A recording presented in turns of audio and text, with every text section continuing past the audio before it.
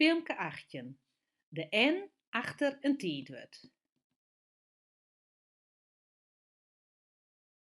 Inleiding.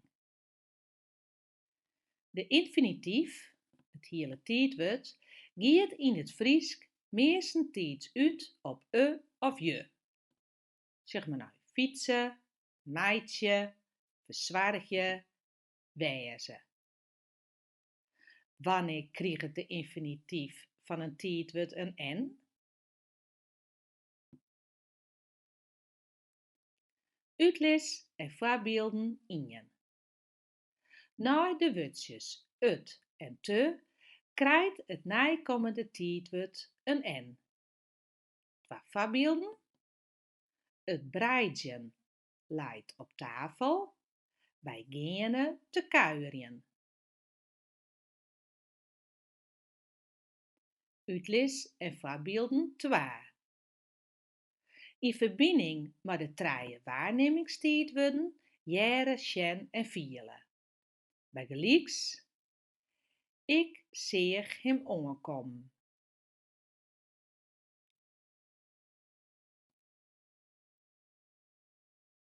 Uitles en voorbeelden 3.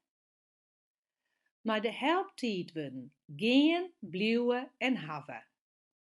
Voorbeelden, ik ga zitten, hij bliuwt maar om aandacht vregen, zij had haar jas oer de stoel hingen. Uitles en voorbeelden 4. Nou, komme in combinatie met een bewegingstiidwurd. Het bewegingstiidwurd krijgt dan een N.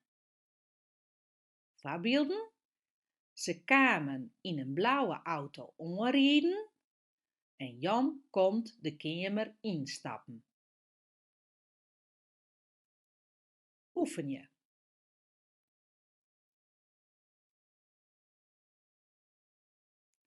Zet onderstaande trije Nederlandse zinnen oer naar het Friesk. Zij had dat tegen mij moeten zeggen. Hij blijft zaterdags altijd lang in bed liggen, ook al ligt hij niet te slapen.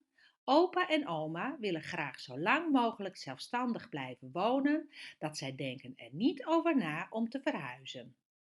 Zet nou eventueel het filmpje op pauze. De antwoorden? Zij hier dat Jimmy sissen matten.